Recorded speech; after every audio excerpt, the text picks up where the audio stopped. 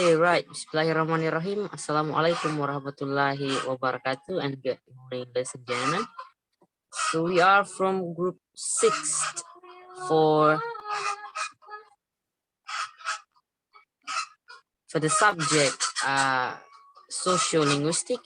So here we are going to present our material that was the analyzing, discover, and introduction to linguistic, with our member Abdul Rajab Ali, Eka Nurhayati, Surianj, Norhidayu, Rezky Muhammad Adil, myself, and Mawar. Okay, so let's go to the first presenter. Rajab, time's yours.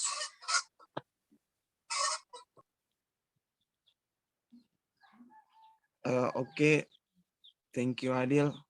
Assalamualaikum warahmatullahi wabarakatuh. My name is Abdul Rajab Ali.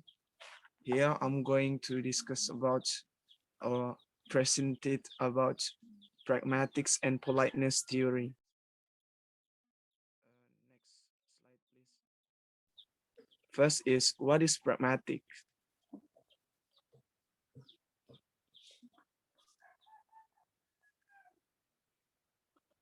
So pragmatics is the study of use of linguistic signs, words, and sentences in actual situations. For specific, the study of the practical aspect of human action and thought. And then pragmatics outline the study of meaning in interactional context. So it looks beyond the literal meaning of an utterance and considers how meaning is constructed, as well as focusing on implied meanings. It considers language as an instrument of interactions, what people mean when they use language, and how we communicate and understand each other. So Jenny Thomas say that pragmatics considers the negotiations of meaning between speaker and listener, and then the text of the utterance, and then the meaning potential of an utterance. Next slide, please. And then what would happen to language if pragmatics did not exist? Next. So pragmatics acts as the basic of all language interaction and contact. It is a key feature to the understanding of language and the responses that follow this. Therefore, without the functions of pragmatics, there will be very little understanding of intention and meaning. For example, I would like to demonstrate this by showing you how life would be without pragmatics. For example, what time do you call this? In literal meaning, it said, what time is it? And then the responses about the time. For example, 20 to 1. But in pragmatics meaning, have a different aspect of meaning. So from the question, what time do you call this? It can be a different questions entirely. But like, why are you so late? And then the responses can be the reason for you being so late. And then next material is politeness theory.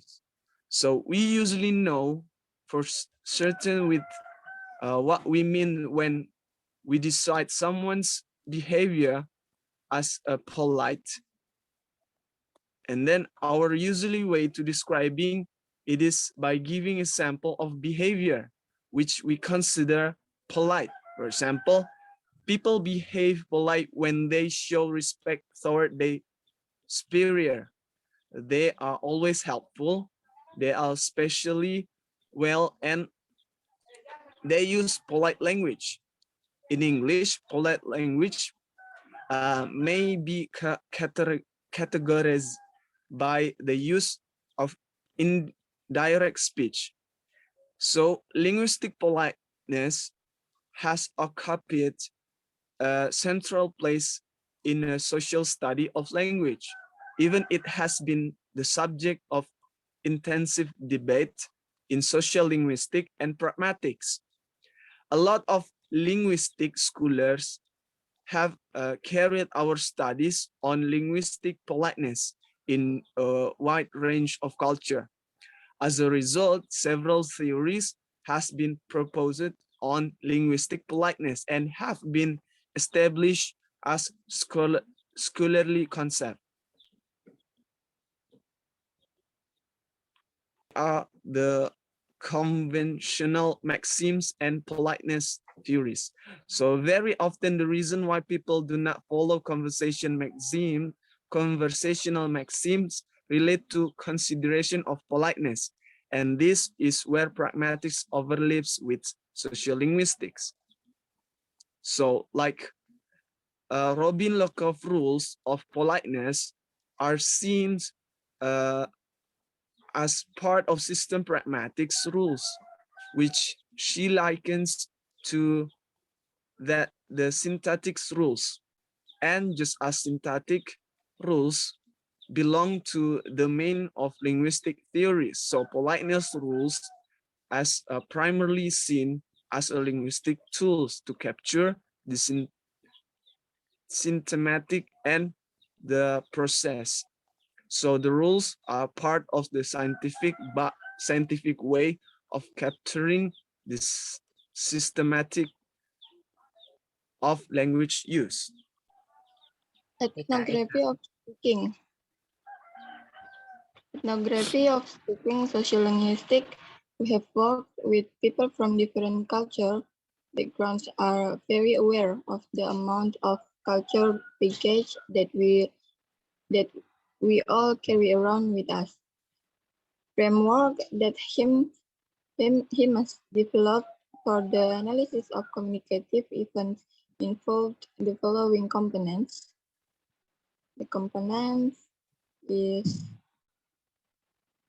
genre, topic, purpose or function, setting, participants, message, form, message content, and norm for interpretation. Next slide. Inside and outside.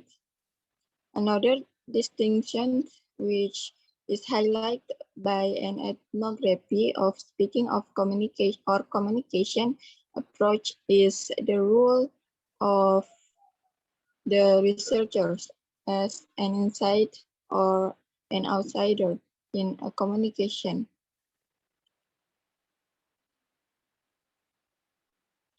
An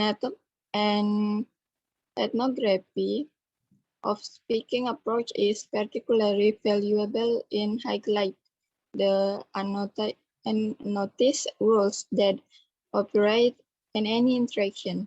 The framework draws attention to features that participants take for granted and which tend to go unobserved unless something goes wrong. For instance, highlights how Emile, a relatively new genre, is challenging some of the established rules of polite written communication. Interactional sociolinguistics.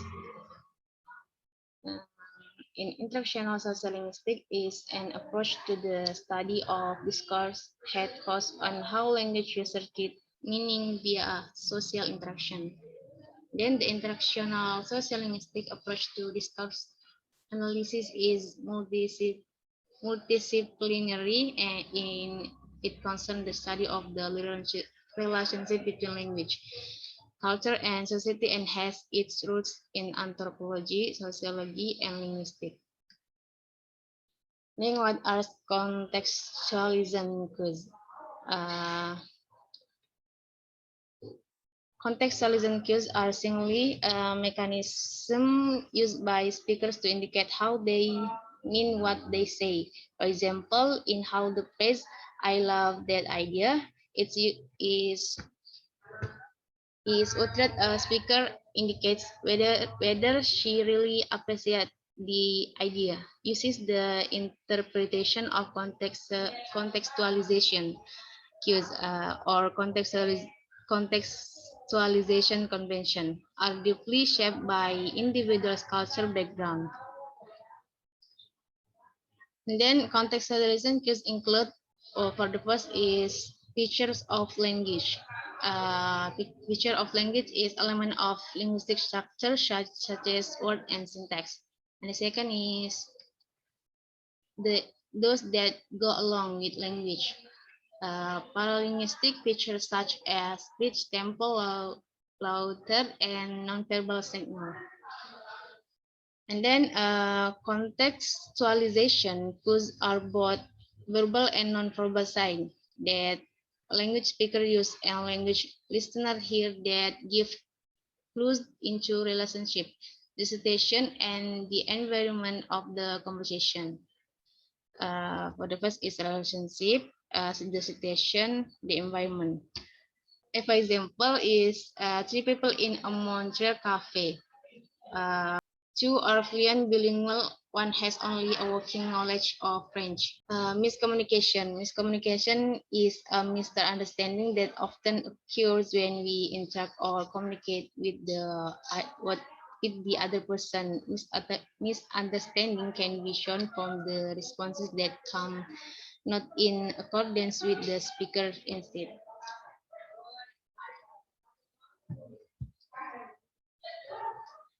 You can see the example, guys. In a British cafeteria, an Indian woman rupa serving behind the counter split doom and gloom and aroused customer resentment simply because of the way she served the gravy. The customers had her as peremptorily stating that they should have gravy, whether they want in it or not. When the customer complains, we report to the woman. She expressed surprise. She claimed she had been offering them gravy, not pushing schema. Schema is the set of expectation that we bring to an interaction based on our previous experience and our culture norms. The examination of cross-cultural encounter make it clear that such schema or a frame as culture bound as other aspect of our interactional expertise. Thus, the sociolinguistic interactional approach focus on consequency of basic assumption for interaction between groups. The first is, for example, he tried to disabi. Second, he's incompetent, he's stupid. What is conversation analysis? Conversation analysis, or CA, has its roots in sociology, and sociologists argue its value in demonstrating that thought is action. CA research approach communication as jointly organized activity like dancing or cooperative musical. CA is now used by research in many other disciplines, including sociologists who are interested in analyzing the structure of talk and explaining how we manage the rules of ordinary everyday conversation at the most micro level. Example A. Hi there. B. Hi. Greeting, farewells, question and answer, invitation, and acceptance or rule fall are all examples of agency pairs. Preferred and dispreferred second pairs parts. The example in exercise 14 indicate that agency pair is not always straightforward, as mentioned in the answer. CA looks for internal linguistic clues and paralinguistic clues to assist. So, OK often function as an acknowledgement of a point made, while will may signal that a qualification is coming next, as in example 28. Example, Monica, was not that a great concert? Don, well, I was a bit tired. Conversational feedback. Agency pair are one aspect of the systematic of turn-taking, uh, which is a focus of CA. Attention to conversational feedback is another. A time is a conversation. One person may hold the floor for a period while recounting a narrative, for instance, or describing an experience or explaining how something worked. Interruptions and overlaps. CA research argue that talk constitutes particular institutional realities. As its label implies, CA treats the pattern of ordinary conversation as primary, systematic alternation between reasonably equal turn at talking, negotiate implicitly, is regarded as the basic conversational model. So, for example, when someone takes very long turns compared to others, or when one person explicitly allocates turns to others, or when someone disrupts the turn of others, this behavior is marked by comparison with ordinary conversation. Keeping just to the text, is it worth emphasizing an important methodological point that has been briefly mentioned several times in the discussion so far. A basic characteristic of CA approach is that you should not begin the analysis with any preconceived ideas about will be worth examining. So here I'm going to explain about the critical discourse analysis. So first we have to know that what is the critical discourse analysis, or CDA.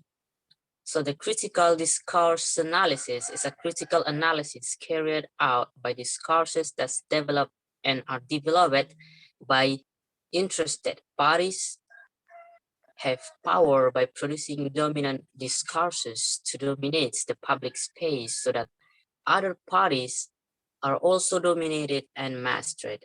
The tool used to produce discoursing language, which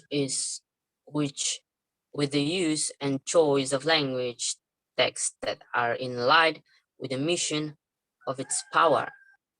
Critical discourse analysis is carried out to uncover the dominant discourse produced.